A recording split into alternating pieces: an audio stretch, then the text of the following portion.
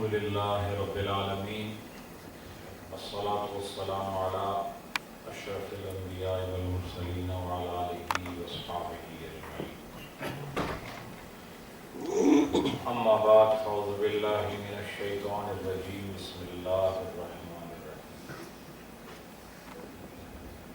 يا أيها الذين آمنوا إذا قمتم إلى الصلاة فاغسلوا وجوهكم وأيديكم إلى المرافق وامسحوا برؤوسكم وأرجلكم إلى الكعبين.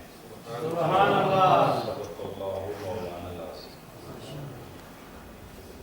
إن الله وملائكته يصلون على النبي يا أيها الذين آمنوا صلوا عليه وسلموا تسليما. اللهم صل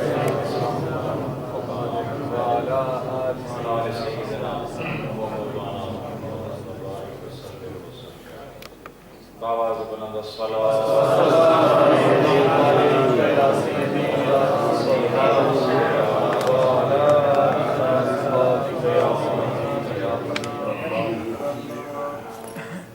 عالم محترم، آپ کی ماہانہ مجلس 11ویں شریف ایک پاکیزہ معمول کے ساتھ بغیر کسی رکاوٹ اور بغیر کسی انقطاع کے تسلسل کے ساتھ یہ محفل مسلسل جاری ہے اور اس میں آپ لوگ شریک ہو رہے ہیں اور خوشی کی بات ہے. انشاءاللہ میں دیکھ رہا ہوں کہ آنے والے وقتوں میں بہت جلد انشاءاللہ اس مسجد میں خوبصورت اجتماع ہر مہینے بہت بڑی تعداد میں نظر آئے اور کوشش یہ ہوگی کہ ایک شیڈیول بنا لیا جائے کردار کی تعمیر کا، مسائل کی تفہیم کا اور شریعت اسلامیہ کو سمجھنے کے لیے اس سے خوبصورت موقع اور کوئی نہیں کہ آپ بھی قابو آ جاتے ہیں تھوڑی دیر کے لیے تو کچھ نہ کچھ ڈلیور ہو سکتا ہے. تو اس وقت کو ضائع نہیں کرنا چاہیے. عام جو تقاریر ہیں وہ تو آپ سن کے بوڑھے ہو گئے اور آپ نے حاصل کچھ نہیں کیا. ضرورت اس بات کی ہے کہ ایسی باتیں ہو جائیں، کچھ ایسے بیانات ہو جائیں جن سے آپ کو سیکھنے کا موقع ملے اور آپ گھر جا کے بتا سکیں آج ہم یہ کچھ سیکھ کر آئے. وہ جو آپ ہمیشہ سنتے آئے ہیں وہ گھر والوں کو آپ نے کیا بتانا ہے، وہ آپ سے پہلے ہی جانتے ہیں. بہرحال ابھی علامہ صاحب اپنی محبتوں کا اظہار فرما رہے تھے تو یقیناً یہ ان کا پیار ہے، ان کی محبت ہے اور خوشی ہے کہ ایسے لوگ موجود ہیں کہ جنہیں صاحبان طریقت سے تعلق پر فخر بھی ہے، ناز بھی ہے اور اس نسبت سے محبت بھی ہے. ہمارا سارا تعلق ہے ہی پیار والا. یہ جو تھوڑا سا ہم اوپر بیٹھ جاتے ہیں اور آپ لوگ نیچے بیٹھے ہوتے ہیں، یہ امتیاز اللہ کی شریعت نے دیا ہے. دیکھیں مسجد میں ممبر شریف کا ہونا اور امام کا ممبر کے اوپر بیٹھنا، اگر یہ کسی انسان نے رائج کیا ہوتا جو کہ امت کا حصہ ہوتا تو پھر شاید اس رواج کی کوئی اتنی حیثیت نہ ہوتی. اس کو رائج کرنے والے جناب محمد صلی اللہ علیہ وسلم. وگرنہ یہ بات نہ ہو تو میں کوئی آپ سے اتنا اچھا نہیں ہوں. ہم سب ہی گنہگار ہیں. اللہ کی بارگاہ میں اگر حساب کتاب ہو تو میں کوئی آپ سے کوئی اچھا نہیں ثابت ہوں گا. بس دعا یہ ہے کہ اللہ اپنے حساب کو نہ دیکھے، اپنے نبی کو دیکھے اور اس کے آگے حساب کون دے سکے. اس نے جو دیا وہ بے حساب ہے. تو جب وہ ہم سے حساب لے گا تو حساب کیسے دے سکتے ہیں؟ تو انسان کے بس میں نہیں ہے کہ وہ حساب دے سکے. انسان کبھی حساب نہیں دے سکتا، چاہے اس کی زندگی کی ایک نماز بھی قضا نہ ہوئی پھر بھی حساب نہیں دے سکتا، کیونکہ اس کی نعمتیں بے حساب ہیں اور ہم نے جو اس نعمتوں کے بدلے میں جو شکر واجب ہوتا ہے وہ ہم سے ادا نہیں ہو سکتا. بہرحال اس مسجد کو، اس مسجد کے نمازیوں کو، اس ادارے کو، منتظمین کو، چودھری صاحب اور ان کے پوری جماعت جو انتظام اور انسان اس مسجد کا چلا رہی ہے، اللہ سب پہ کرم کرے۔ آمین۔ گفتگو سے پہلے یہ 2-3 باتیں جو کہ یہ بھی مسجد کو چلانے کے لیے ضروری ہوتی ہے۔ ایک تو اس میں اعلانات ہیں جن میں شیخ الاسلام علامہ محمد مدنی میاں، یہ فخر اہل سنت ہے الحمدللہ، یہ ان کے جو بھانجے ہیں حضرت صوفی سید تنویر اشرف جیلانی کا چھوچا شریف ہندوستان، یہ انتقال کر گئے۔ ان کے لیے انشاءاللہ دعائے مغفرت کی جائے گی۔ اور ہماری ایک اسلامی مذہبی بہن ہے، انہوں نے دعا کے لیے کہا ہے کہ والدہ کو کینسر کا مرض لاحق ہے، اللہ جو ہے وہ شافی الامراض ہے، کوئی بعید نہیں کہ وہ کینسر بھی دور کر دے۔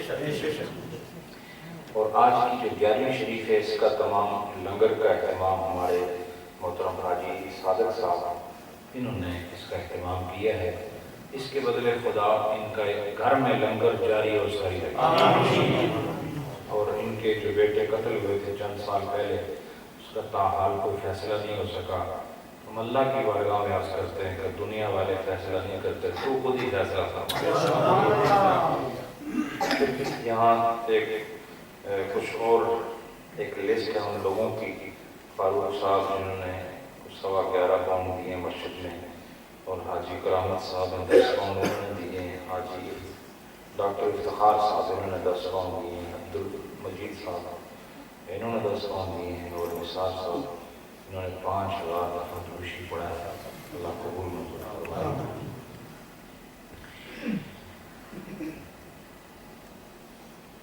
حاضرین محترم، میں مختصر وقت میں جو میں نے آیت کریمہ پڑھی ہے اس کو ترجمہ پہلے سن لو۔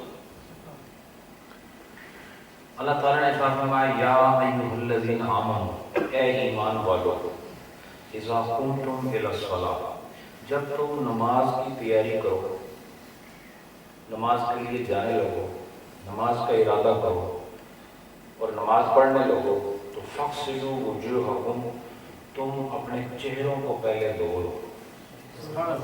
کیا فرمایا؟ اپنے چہروں کو دھو لو۔ وَأَيْدِيَکُمْ إِلَى الْمَرَافِقِ، اور پھر کوہنیوں تک اپنے ہاتھوں کو بھی دھو لو۔ وَامْسَحُوا بِرُؤُوسِکُمْ، پھر اپنے سروں کو مسح بھی کر دو۔ کیا کرو؟ سروں کا مسح کرو۔ وَأَرْجُلَکُمْ إِلَى الْکَعْبَیْن، اور پھر ٹخنوں تک دونوں پاؤں کو بھی دھو لو۔ 4 چیزوں کا ذکر ہے اس آیت کریمہ کے اس پہلے حصے میں، میں یہ ذکر کر رہا ہوں۔ ذکر کن سے ہے؟ خطاب کن سے ہے؟ بات کن سے ہو رہی ہے؟ ایمان والوں سے، اس لیے کہ نماز کا حکم اس سے ہی ہوگا جو پہلے ایمان لا چکا ہے۔ غیر مسلم کو آپ کبھی نہیں کہہ سکتے نماز پڑھو، اس سے کہنا ہے تو پہلے یہ کہنا ہوگا ایمان لاؤ۔ غیر مسلم کو جب بھی دعوت دو گے حق کی، تو یہ نہیں کہہ سکتے آؤ روزہ رکھو، آؤ نماز پڑھو، آؤ حج کرو، نہیں، اسے کہنا آؤ اسلام قبول کرو، آؤ ایمان قبول کرو۔ جب وہ ایمان کی بستی میں داخل ہو گیا تو پھر عمل کا حکم ہوگا کہ آؤ نماز پڑھو، آؤ حج کرو، آؤ زکوٰۃ دو۔ اس لیے اللہ تعالیٰ نے حکم صلاۃ اور حکم وضو سے پہلے یا ایھا الذین آمنوا کہا کہ اے ایمان والو، بات تم سے ہو رہی ہے چونکہ تم میرے ہو، جو ایمان والا ہے وہ میرا ہے، اور جو میرا ہے میں اسے کہتا ہوں تم میرے پاس آنے والے ہو، پہلے ذرا ستھرائی صفائی کا اہتمام کرو۔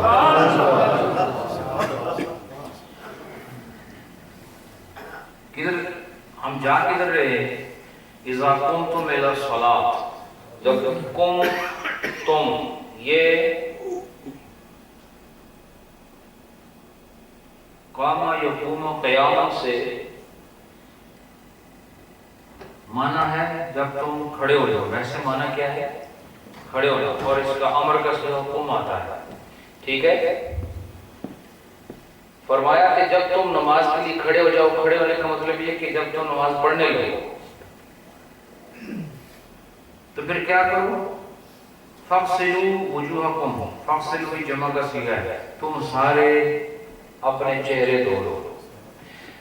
ذکر 4 چیزوں کا آیا اور 4 چیزیں ہی وضو میں فرض ہیں۔ وضو میں کتنی چیزیں فرض ہیں؟ 4 چیزیں فرض ہیں۔ ایک چہرے کا دھونا، ایک ہاتھوں کا کوہنیوں تک دھونا، سر کا مسح کرنا، چوتھائی سر کا۔ کتنے سر کا؟ جی ہاں، بعض مذاہب میں پورے سر کا ہے، لیکن احناف کے نزدیک چوتھائی سر کا مسح کر لینا، اس سے فرض پورا ہو جاتا ہے۔ اور چوتھا فرض ہے پاؤں کو ٹخنوں سمیت دھو لینا، پاؤں کو ٹخنوں سمیت دھو لینا، یہ چوتھا فرض ہے۔ اور چوتھائی سر کی مقدار کتنی ہوتی ہے؟ چوتھائی سر یعنی ایک سر کے 4 حصے کو تو وہ ایک حصہ بنے گا نا، تو ایک حصے پر جس نے مسح کر لیا اس کے مسح کا حکم پورا ہو گیا۔ اور وہ کتنا ہوتا ہے؟ وہ اہل علم نے بتایا کہ وہ مقدار ناسیہ، وہ ہے پیشانی کی مقدار، جتنا تہاڈا متھا ہے نا اتنا تہاڈا چوتھائی سر ہے۔ بات سمجھ آئی؟ یعنی جتنا آپ کے ماتھے کا سائز ہے نا، یہ ہے چوتھائی حصہ آپ کے سر کا۔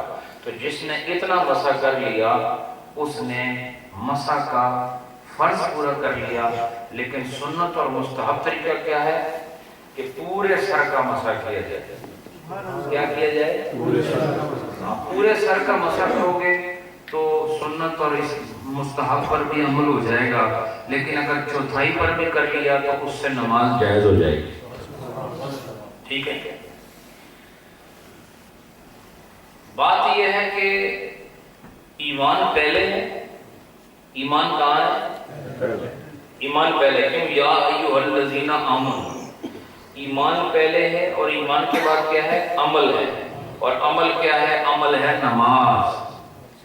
اذا قمتم الی الصلاۃ، جب تم نماز کے لیے کھڑے ہو جاؤ، نماز کی تیاری کرنے لگو، تو پھر کیا کرو؟ پھر تم یہ کام کرو جو آگے ذکر ہو رہا ہے، چہرے کا دھونا، ہاتھوں کا دھونا، مسح کرنا، پاؤں کا دھونا، یہ تو فرائض وضو ہیں۔ یہ کیا ہے؟ جس کے بغیر وضو ہوتا ہی نہیں۔ وضو میں واجب کچھ نہیں، یاد رکھو، وضو میں واجب کچھ نہیں، وضو میں یا فرض ہے یا سنت ہے یا مستحبات ہے۔ بات سمجھ آئی؟ وضو میں واجب کوئی نہیں ہے، وضو میں فرض ہیں، سنتیں ہیں، واجبات ہیں۔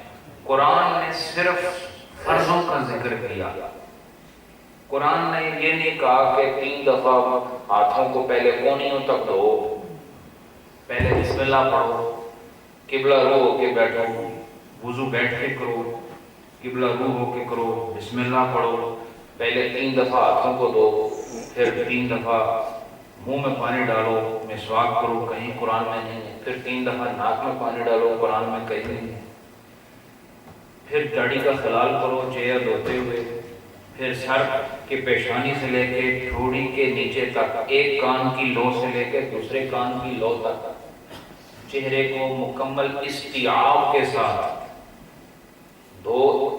استیعاب تک گھیرنا، پورے چہرے کو گھیر لینا دھونے میں، اور 3 دفعہ دھو لینا۔ پھر ہاتھوں کا پہلے دائیں ہاتھ کا دھونا، یہ کہیں قرآن میں نہیں، قرآن میں کہا ہے ہاتھوں کو دھونا، یہ نہیں کہ پہلے دائیں دھونا یا بایاں دھونا ہے، پہلے دائیں ہاتھ دھونا اور وہ بھی 3 بار دھونا، پھر بایاں ہاتھ دھونا، وہ بھی 3 بار دھونا، اس کے بعد مسح کرنا۔ اس کے بعد پھر قرآن نے یہ بھی نہیں بتایا کہ کتنا مسح کرنا، قرآن نے صرف یہ کہا سر کا مسح کرنا۔ اور پھر قرآن نے کہا کہ پاؤں کو دھونا ہے ٹخنوں تک، یہ نہیں بتایا پہلے سجا پیر دھونا ہے یا کھبا دھونا ہے، کتنی بار دھونا، یہ قرآن تو ہم نہیں دسیا۔ قرآن نے آپ کو یہ نہیں بتایا، قرآن نے صرف فرائض کا ذکر کیا اور باقی چیزیں قرآن میں اگر خدا ذکر کر دیتا تو جدھر 30 سپارے ہیں وہاں پر 40 بھی ہو جاتے. کوئی اللہ کے لیے مشکل تھا؟ یہ جو میں سوال قائم کر رہا ہوں آپ کو سمجھ آ رہا ہے؟ اگر یہ تفصیل بھی ساتھ آ جاتی تو کوئی مذائقہ تھا؟ اس تفصیل کو اس میں ذکر نہیں کیا، اس تفصیل کو ذکر ہی نہیں کیا، اس کا کہیں تذکرہ ہی نہیں، اور 4 چیزوں کا ذکر کر دیا کہ جب نماز کے لیے آؤ تو پھر یہ 4 چیزیں کرو نماز پڑھنے کے لیے. لیکن جب ہم فقہ کی کتابیں اٹھاتے ہیں وہاں پر اور طریقہ لکھا ہوا، یہ 4 چیزیں بھی بیچ میں آ جاتی ہیں لیکن وہ بڑی تفصیل کے ساتھ موضوع بتاتے ہیں. تو گویا رب تعالیٰ نے ایک اشارہ دے دیا کہ میں ایک اجمال ہوتا ہے، ایک تفصیل ہوتی ہے. ایک اجمال ہوتا ہے، کلام مجمل ہوتا ہے، ایک کلام مفصل ہوتا ہے. قرآن میں تفصیل کہیں نظر نہیں آئے گی، قرآن میں اجمال ہوگا. اور قرآن میں ہی اگر تفصیل بھی نظر آ جاتی تو پھر مقام محمد کون سمجھتا؟ اور کسی کو کیا پتہ چلتا مقام محمد ہی کیا ہے؟ اور وہ لوگ جو کہتے ہیں ہمارے لیے صرف قرآن ہی کافی ہے، انہی سے پوچھتا ہوں جس قرآن کو تم اپنے لیے کافی سمجھتے ہو، خدا نے بھی اس کا بیان ایسا رکھا کہ جب تک تم حدیث مصطفیٰ نہ لو قرآن کا فیضان تم نہیں لے سکتے ہو. پتہ چلا قرآن کا فیض وہ لے گا جس کا تعلق محمد سے ہوگا، محمد سے جس کا تعلق ہوگا وہ قرآن سے بھی متعلق ہوگا. فیض قرآن لینے کے لیے صرف قرآن تک رجوع کافی نہیں، جس کی رسائی در رسول تک ہے اسے فیض محمدی بھی مل گیا، فیض قرآن بھی مل گیا. اس لیے قرآن میں تفصیل نظر نہیں آتی. قرآن میں حج کا ذکر ہے، اور یہ صرف نماز کی بات نہیں، وضو کی بات نہیں. قرآن میں حج کا ذکر ہے، قرآن میں زکوٰۃ کا ذکر ہے، قرآن میں علم الفرائض کا ذکر ہے، قرآن میں نماز کا ذکر ہے. لیکن کہیں آپ مجھے بتا دو کہ 4 رکعت ظہر میں ہے اور 4 رکعت عصر میں ہے اور مغرب میں اتنی رکعت ہے اور فجر میں اتنی رکعت ہے، یہ تفصیل کہیں نظر نہیں آتی. گویا اللہ نے اپنی مرضی سے ہمیں نبی کا محتاج بنایا ہے، اپنی رضا سے نبی کا محتاج بنایا ہے. کہ یہ نہ سمجھ لینا کہ تمہارے بغل میں کتاب آ گئی تو تم فوز و فلاح کی منزل پر مستقیم ہو گئے اور تم نے اپنی منزل فلاح کو پا لیا ہے. نہیں، میں نے ہر جگہ تمہیں، کہیں دیکھو گے قرآن پڑھنا ہو تو حدیث کی ضرورت پیش آئے گی، کہیں حدیث پڑھو گے تو قرآن کی ضرورت پیش آئے گی. یعنی قرآن کو سمجھنا ہو تو حدیث پڑھ لو اور حدیث کو سمجھنا ہو تو قرآن پڑھ لو. ان دونوں کو باہم متحد کر کے رب العالمین نے امت محمدی کو تحفہ دیا کہ قرآن تمہارے پاس موجود ہے، لیکن قرآن کا فیض اسے ہی ملے گا جس کی نسبت صاحب قرآن کے ساتھ. اس لیے یہاں 4 چیزوں کا ذکر فرمایا، لیکن یہ 4 چیزیں تفصیل کے ساتھ ذکر نہ ہوئی. اور پھر آپ کو یہ بھی بتا دوں کہ نماز حضور نے فرمایا، وجہ کیا ہے؟ یہ وجہ کیا ہے کہ نماز سے پہلے وضو کیا ضرورت ہے؟ اس کے بغیر نماز ہو جاتی. لیکن بتایا کہ نہیں، نماز کوئی منزل ہے، نماز کوئی درجہ ہے، نماز کوئی ٹھکانہ ہے، نماز کوئی کیفیت ہے، نماز کوئی جذبہ ہے، اور نماز کوئی ایسی منزل ہے کہ جس کے لیے بغیر طہارت کے آؤ گے تو اس میں داخل نہیں ہو سکتے. تم میرے گھر میں تو داخل ہو سکتے ہو بغیر وضو کے، لیکن میری نماز میں داخل نہیں ہو سکتے بغیر طہارت. گھر میں تو آ سکتے ہو، گھر میں آنا بڑی بات نہیں. اس لیے اللہ کے گھر میں بے وضو بھی رہا جا سکتا ہے، لیکن نماز میں بے وضو نہیں رہا جا سکتا، کیونکہ گھر اللہ کا جو گھر ہے یہ صرف فیض نسبت فیض کو واضح کرنے کے لیے اسے اللہ کا گھر فرمایا ہے، لیکن نماز کیا ہے؟ نماز صلاۃ جو ہے یہ معراج المومنین ہے، اور معراج کیا ہوتی ہے کہ بندے کا تعلق خدا کے ساتھ جڑ جاتا ہے۔ جب رب کے ساتھ تعلق جڑ رہا ہو، جس وسیلے سے رب کے ساتھ تعلق جڑتا ہے، یہ وسیلہ کامل ترین وسیلہ ہے، اور نماز میں خدا اپنے معبود کے ساتھ جڑ جاتا ہے، یہ خدا کے ساتھ سرگوشیاں کرتا ہے، یہ رب کے ساتھ کلام کرتا ہے، عجیب کلام کرتا ہے، کھڑے ہو کر اسے یاد کرتا ہے، رکوع میں جا کے اسے یاد کرتا ہے، کبھی سجدے میں گر کے اسے یاد کرتا ہے، پھر بیٹھ کے اسے یاد کرتا ہے، ہر حال میں اسے یاد کرتا ہے۔ گویا یہ ملاقات ہے عبد و معبود کی، یہ ملاقات ہے خالق و مخلوق کی، یہ مسجد کی بات نہیں، یہ ملاقات کا مرحلہ ہے۔ کہا جو ہم سے ملنے آتے ہیں میں بھی پاک ہوں، جو مجھ تک آنا چاہتا ہے اسے بھی پاک ہو کر آنا۔ نعرہ تکبیر، نعرہ رسالت۔ جو اللہ کی بارگاہ میں جانا چاہے، دیکھو روزہ، اگر روزے کی حالت میں وضو نہ رہے روزے کو فرق پڑتا ہے؟ بولو، آپ مینا میں لیٹے ہوئے ہیں اور وضو نہیں ہے تو آپ کے مینا کے قیام میں کوئی فرق پڑتا ہے؟ مزدلفہ میں کوئی فرق پڑتا ہے؟ بتاؤ مجھے، نہیں پڑتا۔ دیکھو اسی طرح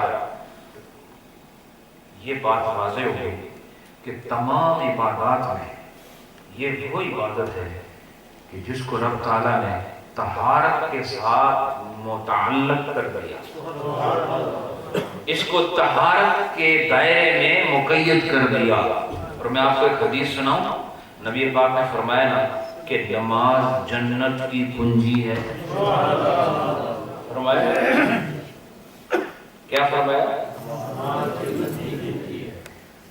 یہ کوئی سیفٹی ہوندی تو تساں فوراً بول دو، نماز ہے، بولو نا، نماز جنت کی کنجی ہے۔ تو یاد رکھو جنت کے تالے کی چابی جیسے جنت کا تالا ہے، اس کی چابی بھی ویسے ہے۔ اور جس طرح جنت کے دروازوں میں لاک لگے ہوئے ہیں نا، اس کی بھی اسی لیول کی ہے جس لیول کا اور جس سٹینڈرڈ کا لاک لگا ہوا ہے، اسی سٹینڈرڈ کی بھی چاہیے۔ یہ وہ تالا نہیں جو چائنا سے آتا ہے، اگر گھما کے چابی پھیر کے بند کر دیتے ہو، یہ بند رہتا ہے، یہ دروازہ بند رہتا ہے۔ اس کو کھولنے کے لیے لوہے کی چابی کی ضرورت نہیں ہے، اس کو کھولنے کے لیے سجدے کی ضرورت ہے، اس کو کھولنے کے لیے قیام کی ضرورت ہے، اس کو کھولنے کے لیے رکوع کی ضرورت ہے، اس کو کھولنے کے لیے اللہ اکبر کی دستک دینا ضروری ہے۔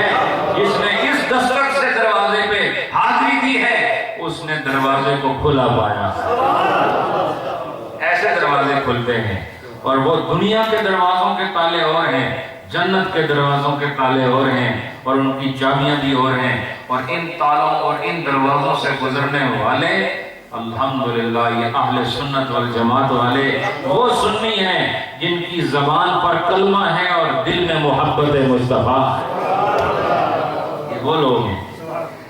فرمایا جنت کی کنجی کیا ہے؟ نماز۔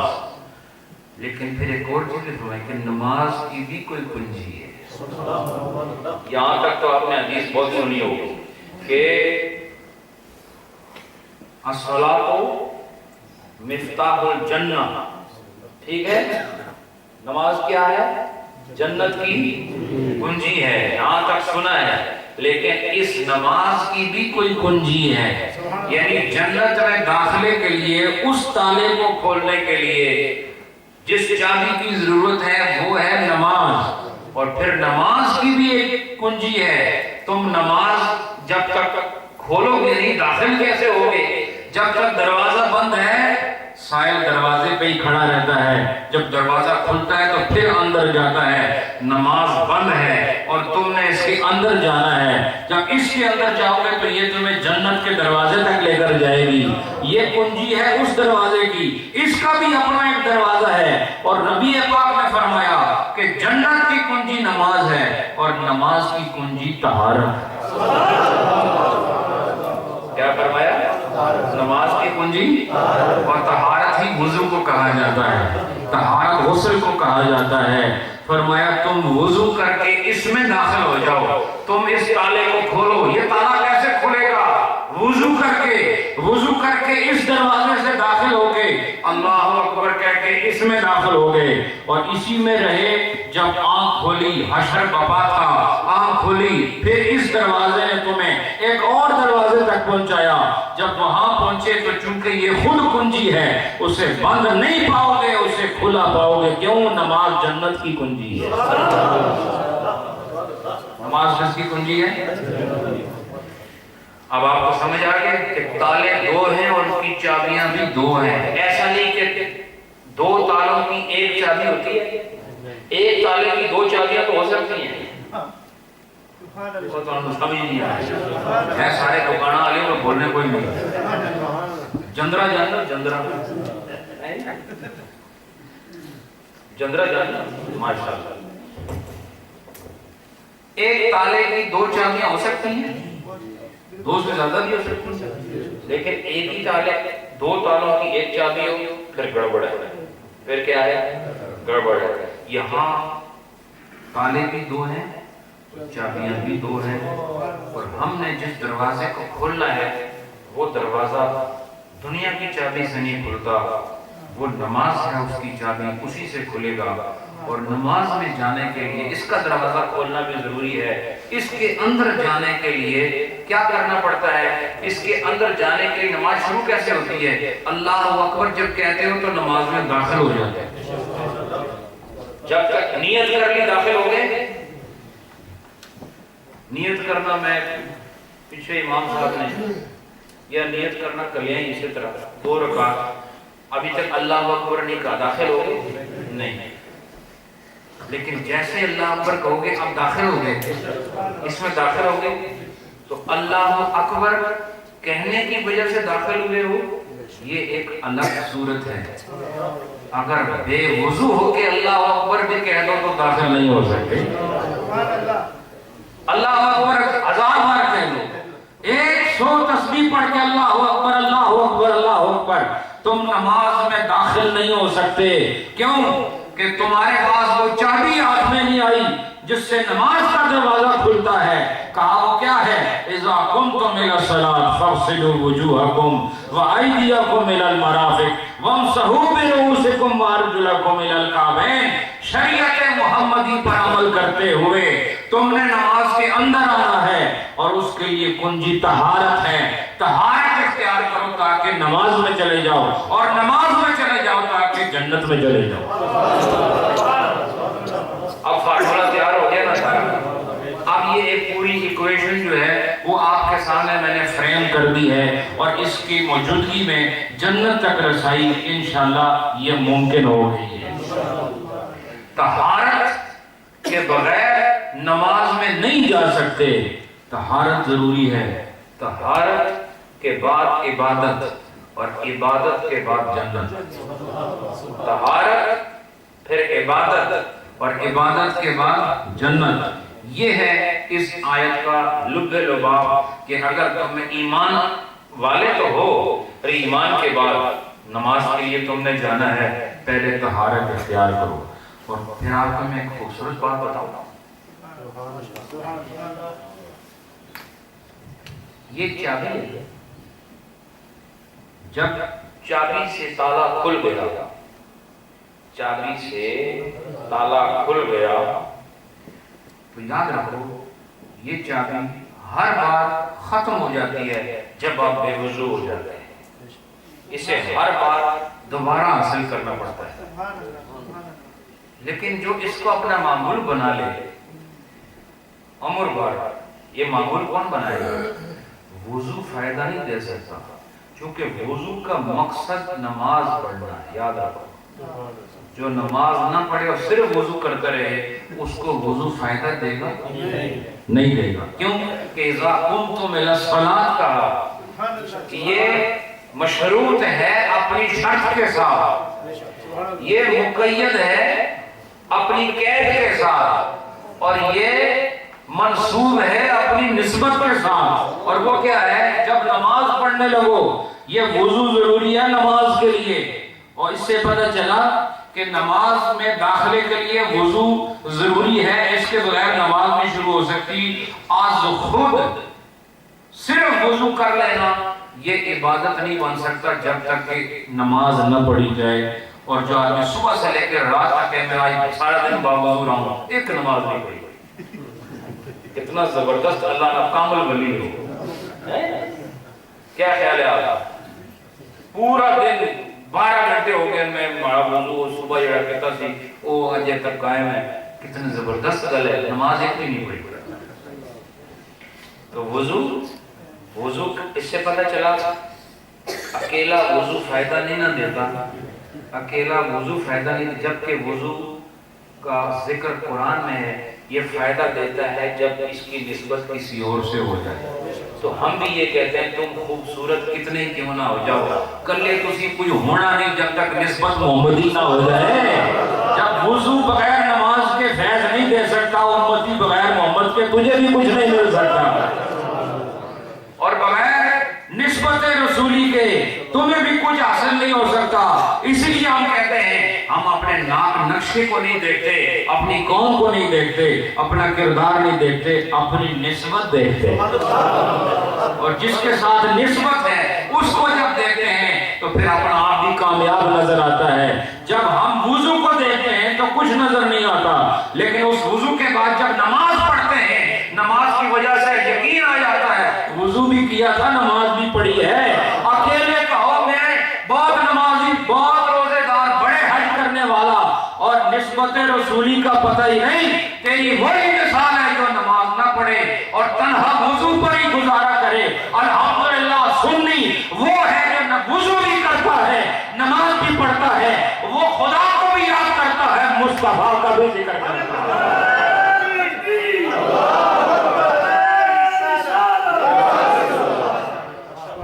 الحمدللہ یہ ہماری پہچان ہے۔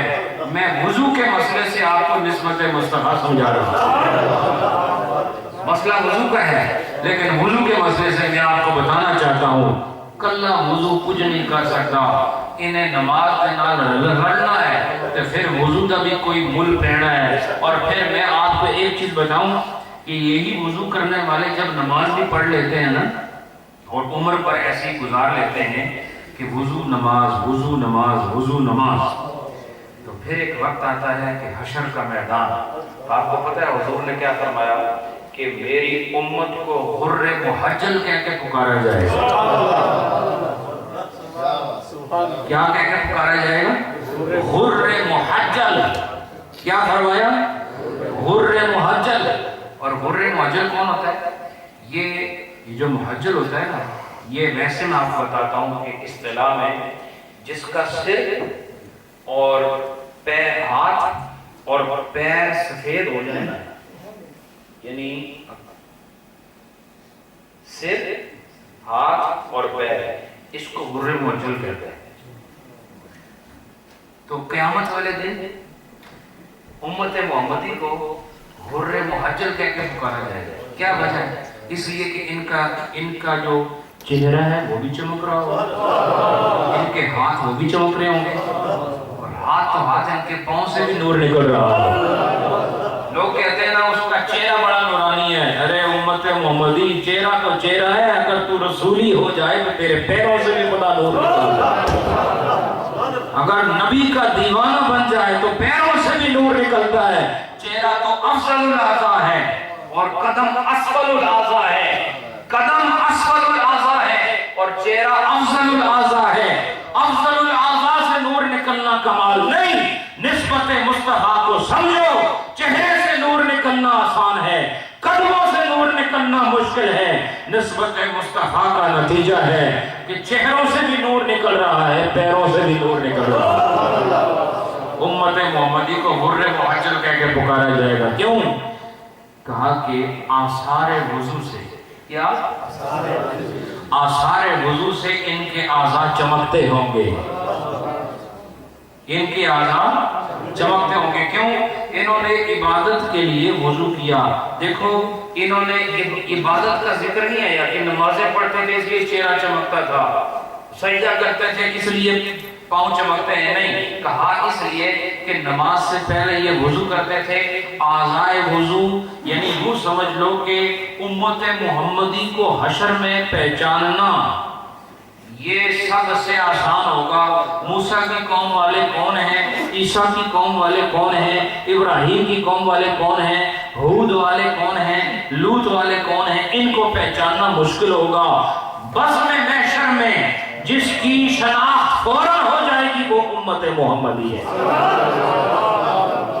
حشر کے میدان میں، بزم حشر میں اگر معرفت کسی انسان کی فوراً ہو سکتی ہے تو وہ جناب محمد رسول اللہ کی امت ہے۔ کیوں؟ ماتھے پہ محمدی نہیں لکھا ہوگا، ان کے ہاتھ، ان کے پیر، ان کے چہرے وضو کے سبب سے چمک رہے ہوں گے، تو سارے کہیں گے چمک والے وہ ہیں، یہ سارے محمد کے امت ہیں۔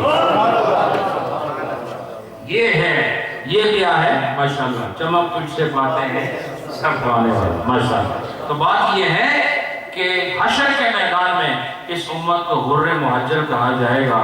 دیکھو اگر عبادت کے لیے چابی کا یہ مقام ہے تو خود عبادت کا مقام کیا ہے؟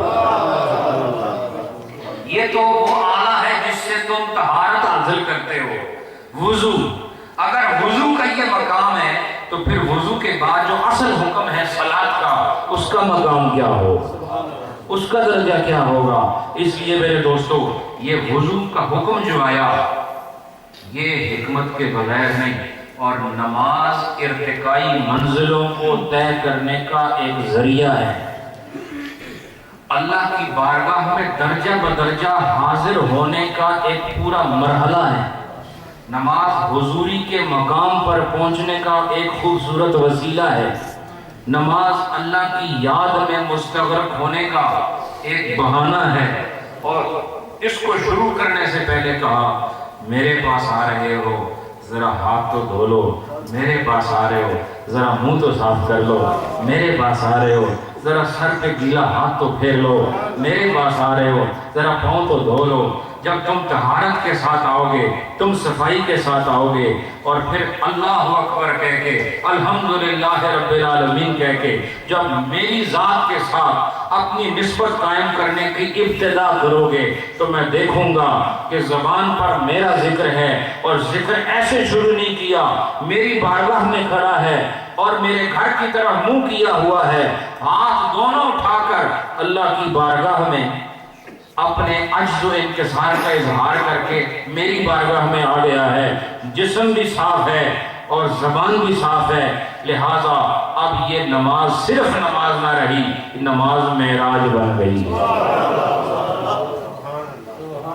اور نماز شروع ہی انکسار سے ہوتی ہے۔ دیکھو وہ انگلش میں کہتے ہیں نا ہینڈز اپ، کہتے ہیں کہ یہ کس کو کہتے ہیں کہ جب بالکل آپ یہ ہینڈز اپ کب ہوتا ہے؟ جب آدمی کہے اب میری طاقت ختم، اب میری جرأت ختم، اب میری ساری شجاعت ختم، میری ساری بہادری ختم، میرا نام ختم، میری دولت ختم، ہر رتبہ، ہر منصب، ہر کرسی اور ہر شاہی اور ہر بادشاہی یہ سب کچھ ختم۔ دونوں ہاتھ بلند کر کے وہ اپنے عجز اور انکسار کا اظہار کرتا ہے کہ میں اب کچھ نہیں، میں مجرم ہوں اور اپنے منصف کے آگے کھڑا ہوں۔ یہ دنیا والوں کا نظام ہے کہ ہاتھ اسی کے کھڑے کرائے جاتے ہیں جو بالکل لاچار ہو جاتا ہے، اور جو لاچار نہ ہو کبھی ہاتھ کھڑے نہیں کرتا، وہ آخر دم تک لڑتا ہے۔ لیکن مومن بندہ سفید ریش کے ساتھ سر پہ امامہ سجا کر وضو کر کے دونوں ہاتھ اٹھا کے کہتا ہے میں تیرا مجرم ہوں، میں تیرا گناہگار ہوں، میں گناہگار صحیح تو پروردگار ہے، دونوں ہاتھ بلند کر کے اپنے عجز کا اظہار کرتا ہوں، وہ اوپر سے اپنی مغفرت کا اظہار فرماتا ہے۔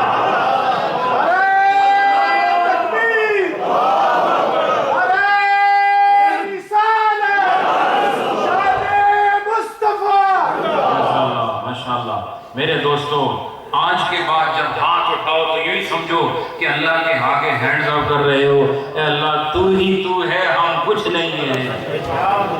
اور اس کا اظہار اسی میں ہوتا ہے کہ اپنا سر جو عزت کا مقام ہے، وہ ماتھا جسے چوما جاتا ہے، اس ماتھے کو زمین پہ رکھ کے کہتے ہو میں بہت چھوٹا ہوں اور تو سب سے بڑا۔ اذا قمتم الی الصلاۃ فاغسلوا وجوہکم، جب نماز کے لیے تیاری کرو تو اپنے چہروں کو دھو لو، ہاتھوں کو دھو لو، اور پھر کیا کرو، سروں کا مسح کر لو اور پھر پاؤں کو دھو لو۔ میرے دوستو، اس کے بعد کیا ہوتا ہے؟ جب یہ کام ہو جائے تو پھر نماز شروع ہو سکتی ہے۔ حاضری کے لیے اب تم قابل ہو گئے ہو۔ پھر میں آپ کو اللہ کی رحمت سمجھاؤں تھوڑی سی۔ اللہ کی رحمت کو انسان سمجھ نہیں سکتا، تھوڑی سمجھاتا ہوں کہ جب آپ وضو کرتے ہیں تو اللہ نے نہیں فرمایا کہ وضو کر کے صرف وہ میرے پاس آئے جو بہت نیک ہو، بلکہ جس نے 80 سال گناہ کبیرہ میں گزارے ہوں، کہا تم بھی ہاتھ پیر دھو کے میرے پاس آ سکتے ہو، آ جاؤ میرے در رحمت پر۔ تم جیسوں کو بخشنا کوئی مشکل بات نہیں کہ تو میری مخلوق ہے نا، میرا بنایا ہوا ہے، کوئی ناممکن تو نہیں۔ بات یہ ہے کہ قلب سلیم لے کر آؤ، قلب سلیم لے کر آؤ، اور سر تسلیم لے کر آؤ، اور بارگاہ عزتی میں جھکی ہوئی روح لے کر آؤ۔ تن سے جھکنا آسان ہے، من سے جھکنا سیکھو تو پھر 80 سال کے گناہ نقصان نہیں دے سکتے، کیونکہ توبہ سچی ہو تو معاف کرنے میں اسے دیر نہیں، وہ معاف فرما دیتا ہے۔ یہ ہے وضو جس سے تم نماز شروع کر سکتے ہو، چاہے پرہیزگار ہو تب بھی، چاہے بدکار ہو تب بھی۔ پتہ چلا جب وہ رحمت دینے پر آتا ہے پرہیزگاروں تک محدود نہیں رکھتا، جو گناہگار ہیں ان پر بھی رحمت کے دریا بہا دیتا ہے، ان کو بھی قطرہ ہائے محبت نچھاور کر دیتا ہے، ان کے من میں بھی اپنی محبت کا چراغ روشن کر دیتا ہے۔ پتہ چلا وہ مہربان ہے، لیکن مہربان ذات نے یہ بتایا کہ مجھ تک آنے کے لیے وسیلہ نماز ہے۔ نماز میری بارگاہ میں حاضری ہے، لیکن میری حاضری بہت بڑی نعمت ہے۔ اتنی بڑی بارگاہ میں آنے کا ادب یہ ہے کہ یوں ہی سوکھے سوکھے نہ آؤ، ہاتھ پاؤں گیلے کر کے صاف ستھرے ہو کر آؤ، تو میری بارگاہ میں آؤ گے تو میں تمہارا آنا بھی قبول کروں گا، تمہارا نماز پڑھنا بھی قبول کروں گا۔ ایک چیز اور بتاؤں آپ کو کہ وضو کر کے جب انسان مسجد کی طرف چلتا ہے اور صرف اس نیت سے وضو کرتا ہے، اب جو میں نے بات کی تھی اس کی حدیث پیش کر رہا ہوں کہ جو وضو کرے اور اس نیت سے مسجد کی طرف چلے کہ اس وضو سے اب میں نے نماز پڑھنی ہے، اور وہ مسجد کی طرف چلے، ابھی نماز نہیں پڑھی، وہ گھر سے لے کے مسجد تک جو آتا ہے ہر قدم کے بدلے ایک درجہ بلند ہوتا ہے، ایک گناہ معاف ہوتا ہے۔ حدیث رسول پیش کر رہا ہوں، میں اپنی رائے نہیں دے رہا، میری کیا حیثیت ہے، یہ حدیث رسول ہے کہ جو اس نیت سے وضو کرے کہ میں جا کے نماز پڑھنی ہے اور وہ مسجد کی طرف چلنا شروع ہو جائے، ابھی نماز تو نہیں پڑھی نا، نماز نہیں پڑھی نا، لیکن وضو کی برکتیں شروع ہو گئی ہیں، وضو کا فیض شروع ہو گیا ہے، وضو کا کردار عمل میں آ گیا ہے، اور وضو کا فیضان حرکت میں آ گیا ہے، اور اس نے وضو کر کے مسجد کی طرف چلنا شروع کر دیا، اور اس نے ابھی وضو کس لیے ہوتا ہے؟ عبادت کے لیے۔ جب تک عبادت نہ ہو اجر شروع نہیں ہونا چاہیے، لیکن یہ دنیا کا انصاف ہے۔ رب انصاف سے آگے بڑھ کر وہ صرف عدل نہیں بلکہ فضل کی منزل کو دیکھ کر وہ عمل سے پہلے ہی اجر شروع کر رہا ہے، عمل سے پہلے اجر شروع کر رہا ہے۔ یہ اس کا کرم نہیں تو اور کیا ہے۔ اس لیے وہ لوگ جو وضو کر کے گھر سے، اس سے یہ بھی ثابت ہوا کہ مسیتی نہ پانی نہ استعمال کریا کرو، نہ نقصان دیا کرو، کرو وضو کر کے آیا۔ یہ مسئلہ اس حدیث کو ثابت ہوا ہے، زیادہ نہیں ہے، یہی مسئلہ ہے۔ یہ مسجد کے اندر وضو خانے کا ہونا کس کتاب میں لکھا ہے کہ مسجد کے ساتھ وضو خانہ ہوتا ہے؟ کہیں نہیں۔ پر تو اتنے نازک ہے ہو کے پانی گرم نہ ہوا تو بھی تو پریشان، مسجد کی کمیٹیاں نے خلاف، پانی گرم نہیں، یہ کوئی ذمہ داری نہیں ہے۔ مسجد کا پانی استعمال کرنے سے بہتر ہے گھر میں وضو کر کے آؤ، گھر میں وضو کرو گے تو اولاد بھی دیکھے گی ہمارا والد کہاں جا رہا ہے، اس کو پتہ چلے کہ وضو بھی کوئی چیز ہوتی ہے، وہ دیکھیں گے وضو ہو رہا ہے، اور وضو کے بعد باہر نکلو، اور پھر حکم یہ ہے کہ نفل اور سنت بھی گھر میں پڑھو، اور نفل اور سنت گھر میں پڑھو گے تو اس کے بھی بہت سارے فائدے ہیں، گھر میں دیکھیں کہ سارے جن کو نہیں پتا وہ بھی دیکھیں گے عبادت، اور دوسرا فائدہ یہ کہ مسجد میں جتنی دیر کم رہو گے اتنا کم بجلی خرچ ہوگی۔ یہ فائدہ پسند نہیں آیا بہرحال میں یہ اس لیے عرض کیا کہ زیادہ فضیلت کس میں ہے، گھر سے وضو کر کے آنا ہے۔ اگر آپ گھر سے وضو کر کے نہیں آؤ گے نا مسجد میں تو بے وضو آ رہے ہو نا، اب پھر وہ اجر ہوگا ایک قدم والا، اور وہ ایک